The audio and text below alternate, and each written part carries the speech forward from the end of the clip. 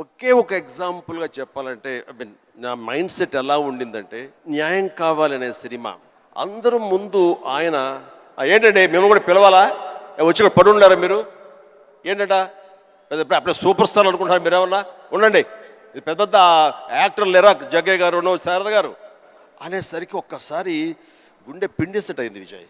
ఎందుకు అలా అరుస్తాడు, పైగా క్రెయిన్ పైన ఉండేసరికి ఆయన అరుపులు అందరికీ వినపడుతున్నాయి. అలాగే కామ్ అయిపోయాను. కానీ ఆయన అన్న మాటలు, అవమానం అన్నీ పక్కన పెట్టి ఒక్క మాట మాత్రం నా మైండ్లో ఉండిపోయింది. అప్పుడు మీరు సూపర్ స్టార్ అనుకుంటారా అని. ఎస్, అయి చూపిస్తా. ఆ ఒక్క ముక్క మాత్రం నా మైండ్లో, నా మదిలో ఉండిపోయింది. కసి పెరిగింది.